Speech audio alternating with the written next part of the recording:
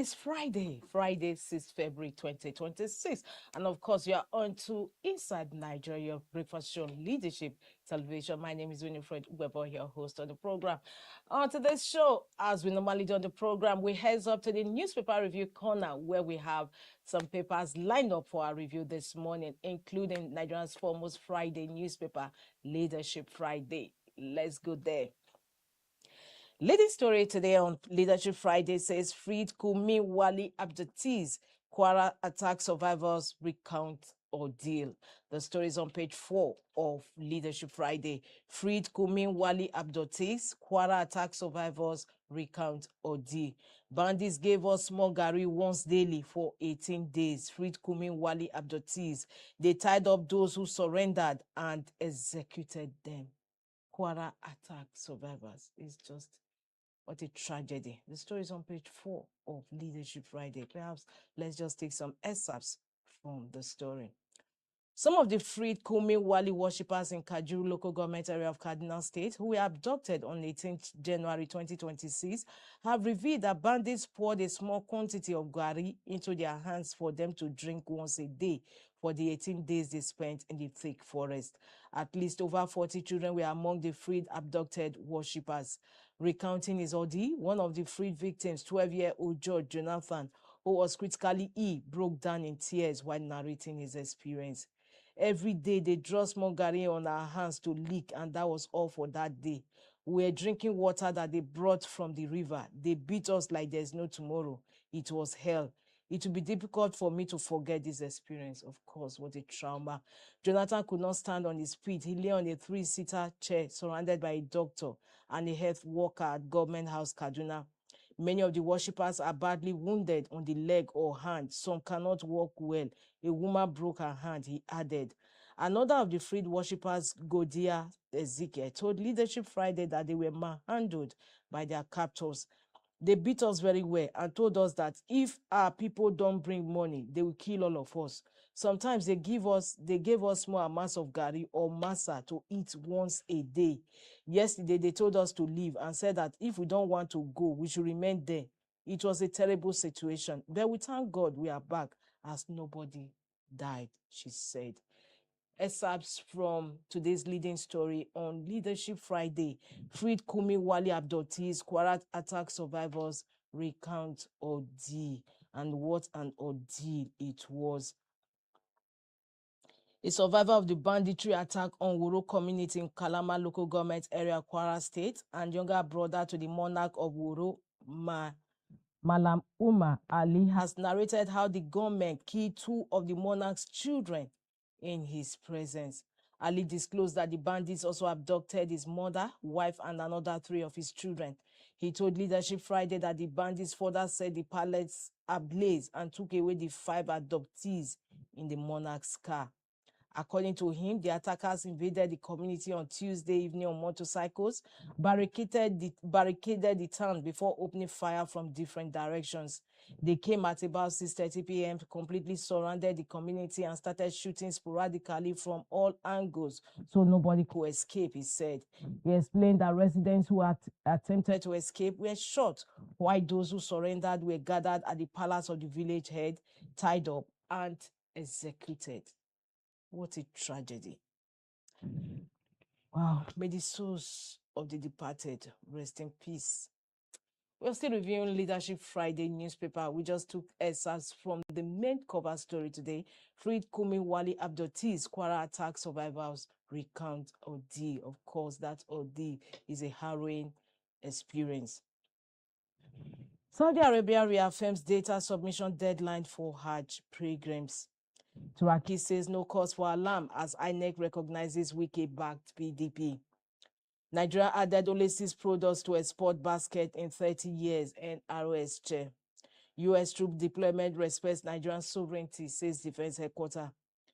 2026 Lagos tops as state's budgets hit 37 trillion naira. And just beneath the masthead of Leadership Friday, Trump, Nigerian sports lady, a very respected woman. This is a trending video. Of course, everybody watched the U.S. President Donald Trump commending, praising our own very first lady, Senator Remi Tinubu, in that video. E-transmission, opposition parties leaders accuse Senate of resisting electoral transparency reforms. E-transmission, opposition parties leaders accuse Senate of resisting electoral transparency reforms. And lastly, on the cover of Leadership Friday, Osimhen's salary could fund entire squad, says Galatasaray manager. And that will conclude the front page review. We move to the second page. We actually review 3 pages in Leadership every day, and that is the cover, the stand, that is on page 3, stand, and the back page of the paper. Now we move to the second page, where we have our stand in page 3 of the paper. Today's stand is on Malami, a moment not to be mishandled. Malami, a moment not to be mishandled. On 4th February 2026, the Chief Judge of the Federal High Court, Justice John Shoho, reassigned the money laundering trial and the civil forfeiture suit involving Abubakar Malami, the former Minister of Justice and former Attorney General of the Federation, to Justice Obiora Igwatu of the Federal High Court, Abuja. The reassignment affects both the criminal charge bordering on alleged money laundering and the civil suit seeking the forfeiture of 57 properties linked to him. The former minister and his son are also facing a separate 5-count charge bordering on alleged terrorism filed by the Department of State Services before Justice Joyce Abdul Malik. His arraignment alongside his son is not just another high-profile court appearance. It is a moment laden with consequence for the justice system, for the credibility of state institutions, and for the fragile trust between the Nigerian state and its citizens. Now we'll take the stand inside our stand. It says, we therefore call for restraint, discipline, and institutional integrity from all sides. The prosecution must resist the temptation of spectacle. The defense must engage the process through law, not influence. The media must report responsibly, avoiding sensationalism and premature conclusions, and political actors must keep their distance, allowing institutions to do their work. Nigeria does not lack laws. What it has often lacked is the courage to apply them evenly and the patience to see justice through to its conclusion. We just took some excerpts from today's stand in Leadership, which is on page 3 every day. Our stand, and today's stand is on Malami, a moment not to be mishandled. From that page 2 review page, we move to the back page, which is the page 3 that we normally review every day. And of course, today's Friday column is Conversation with Azu, and he's asking in his conversation, can we quench the fire that might start in Mali? Of course, you have to join in the conversation. Let's take some quotes. The way things are going, the ECOWAS, which has had a torrid time convincing the military leaders of Burkina Faso, Mali, and Niger that coup making is unacceptable, now has to contend with America warming to Mali and co. The motive of the U.S. is not a stable, cohesive, interdependent sub-region capable of deepening trade and cooperation. It is yet another subversive attempt by Trump's administration to snatch, grab, and convert any critical resources that it can find at any cost. We just took some quotes from today's conversation with Azu Isiakwene, who is the editor-in-chief of Leadership Newspaper Group. And today's conversation is on, can we quench the fire that might start in Mali? Before we exit the back page, we always visit Ghana Must Go. Ex-minister says federal government not responsible for multi-dimensional poverty. Ex-minister, federal government not responsible for multi-dimensional poverty. And of course, Ghana Must Go is asking, who is this one?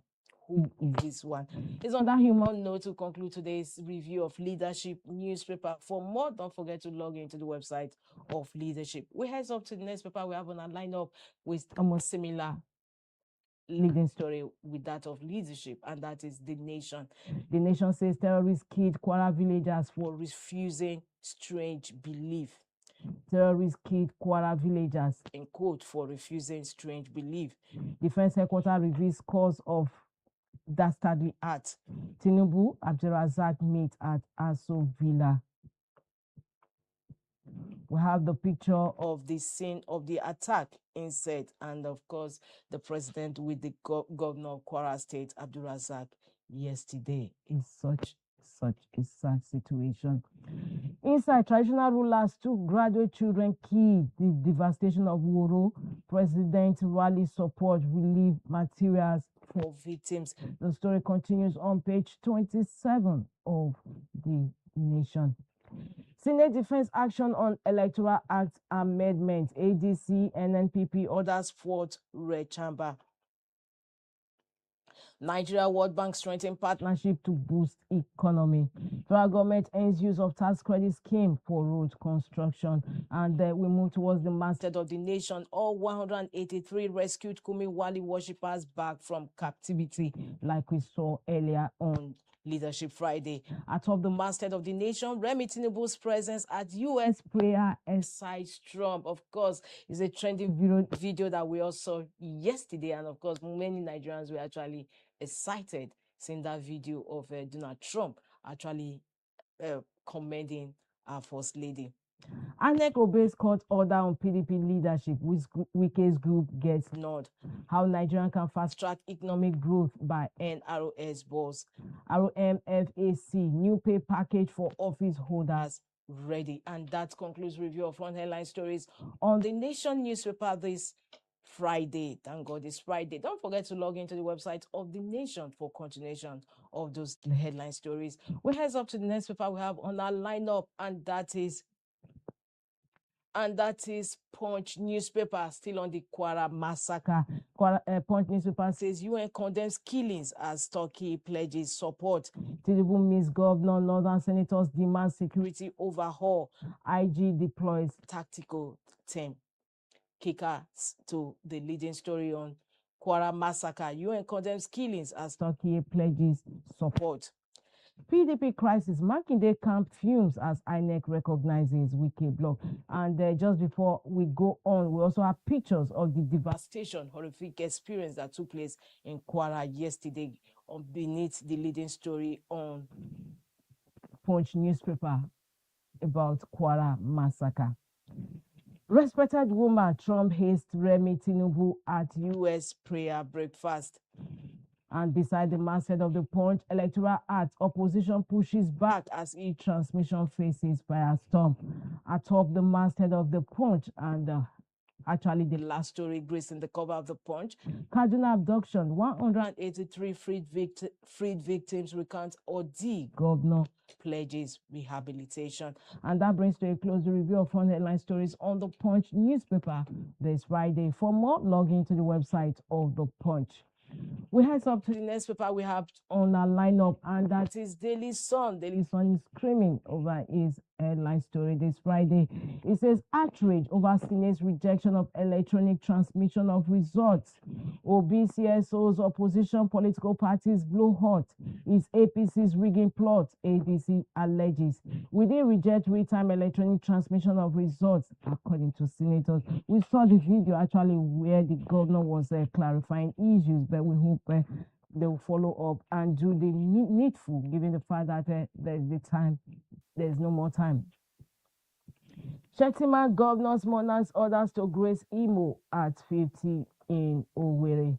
Lagos, Osun, Oyo Delta lawmakers to spend 36.228 billion naira on travel in 2026.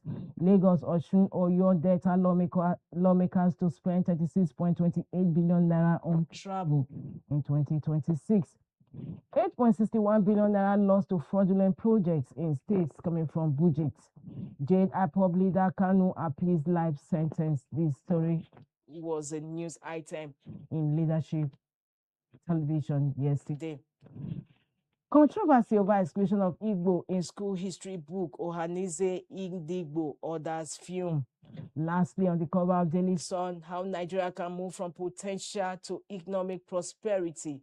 NRC Chair Zach Adedeji says diversified exports must be anchored on innovation, complex products. And that also concludes the review of front headline stories on Daily Sun this Friday. For more, log into www.thesun.ng. We move to the last paper we have on our lineup this Friday, and that is Vanguard. Vanguard is also talking about Electoral Act. It says 2027, majority of senators want real-time results transmission.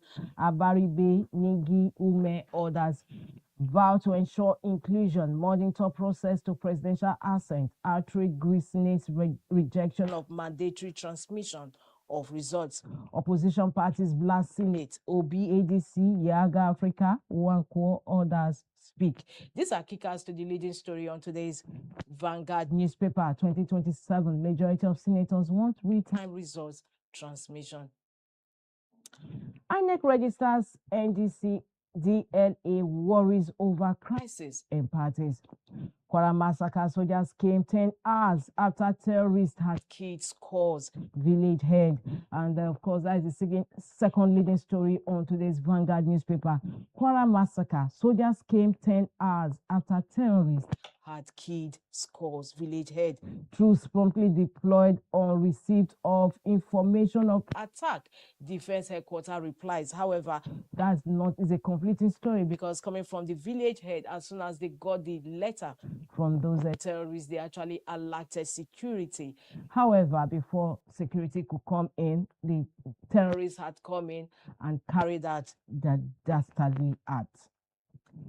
10,000 drivers to benefit from Lagos government's health safety program.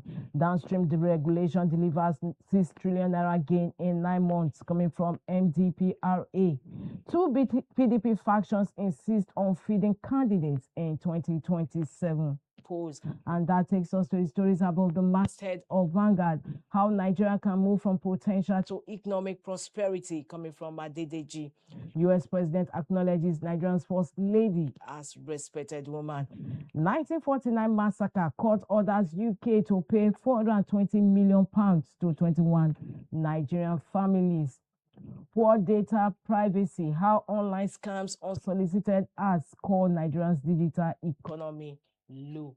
And that concludes review of front headline stories on Vanguard newspaper this Friday. For more, don't forget to log into the website of Vanguard. And also that brings to a close today's Inside Nigerian Leadership Television, the breakfast show where we review front headline stories of some national papers and discuss some topical issues. My name is Winifred Webber. Thanks for joining us, and here is wishing you a beautiful weekend ahead.